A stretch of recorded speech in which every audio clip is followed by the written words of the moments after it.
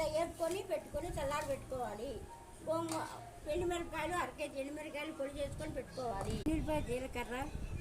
చిన్నుల్లిపాయలు జీలకర్ర కాసిన ఎండుమిరపకాయలు వేసుకొని కొంచెం ఉప్పు వేసుకొని మిక్సీ పట్టుకోవాలి. తిప్పుకోవాలి. గోంగూర వేసుకొని తిప్పుకోవాలి.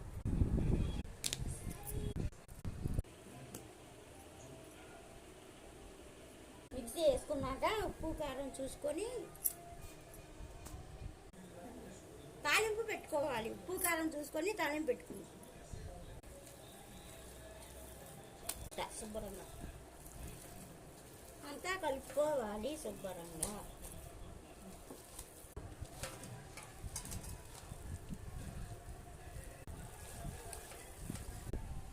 తాలింపు వేసుకోవాలి.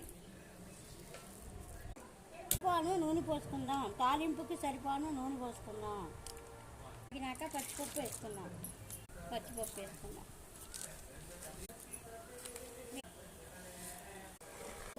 ఎండుమిరపకాయలు వేసుకుందాం. కరివేపాకు వేసుకుందాం. తాలింపు కాలింది, శుభ్రంగా బాగా వేగిపోయింది. గోంగూరలో కలిపేసుకుందాం. చల్లనాక పోసుకుందాం. తాలింపు వేసుకుందాం.